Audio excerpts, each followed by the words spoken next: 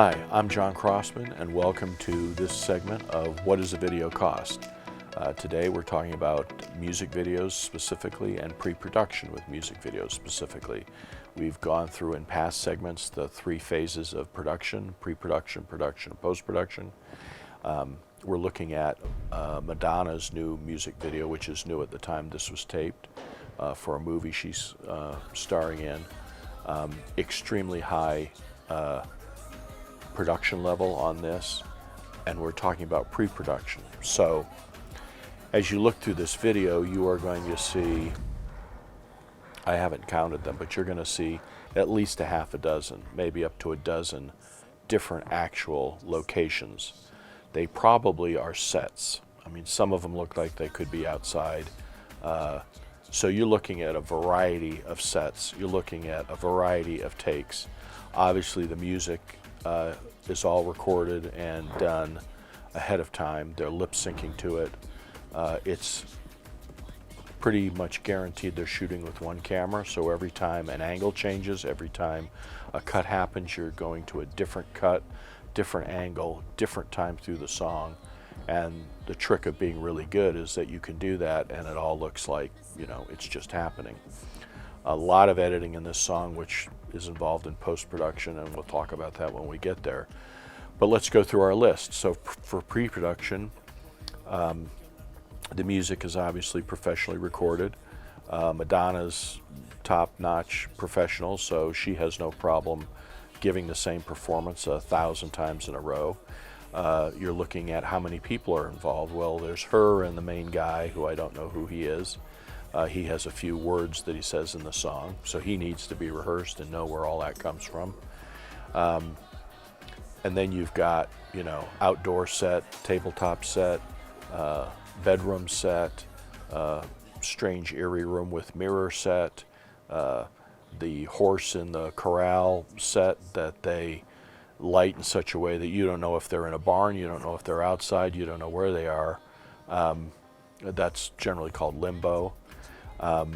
Then you've got a lot of party scenes, which are in several different places, probably the same location, but shot in several different places, several different ways. So the locations are huge.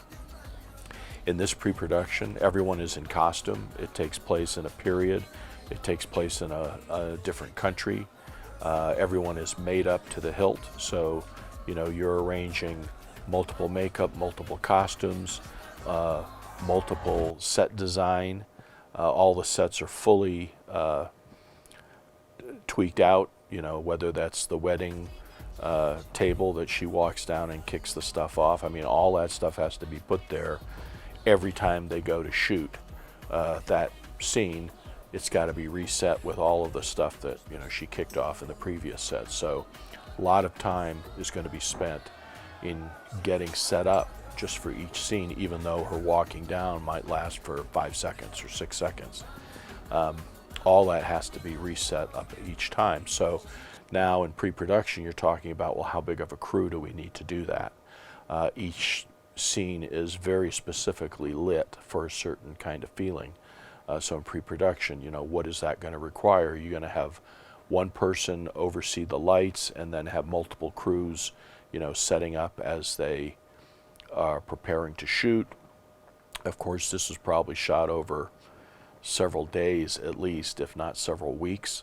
I haven't seen the movie, so I'm going to assume that a lot of these scenes are actually scenes out of the movie, so they probably weren't set up specifically for the music video. I don't know if she sings the song in the movie, but we're just looking at it from a music video standpoint. So a tremendous amount of pre-production in this music video to get it ready. As we look for through our thing, we have our music, we have our location, we have a cast of hundreds, if not thousands. We're talking about getting our crew ready, you know, camera, what kind of equipment do we need to shoot it on. You'll notice that there's some scenes that are all red. That needs to be figured out probably in pre-production. Do we want to shoot it the way that looks, or do we want to add that look in post-production? That will have a an impact on the production, one way or the other. And so those kind of things would be nice to know in pre-production. I'm not saying that, you know, you nail down every single last thing in pre-production, but the more you can, the more vision, complete vision you have before you start, you know, the better it will be. There's really no way that I would know if all of this stuff is just part of the movie, and so the music video editor just has access to the footage and cuts it together. Whether this is the performance pulled directly from the movie, and so the, you know, they edit the movie and the music video at the same time, I don't know.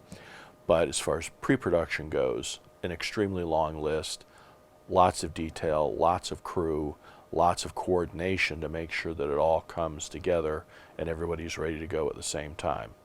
So this is very extensive pre-production, have a tremendous impact on the cost and the final product at the end of the day, unlike our previous segment where it was extremely simple.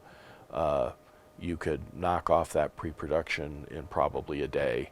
And so that's just the difference between a simple video and a complex video, and it shows up in the pre-production. I'm John Crossman. Thanks for watching. Next, we'll start to get into the production of music videos as we review this music video and another, and just talk about some of the elements that actually you see on camera and what the impact of doing those is in production. Thanks for watching.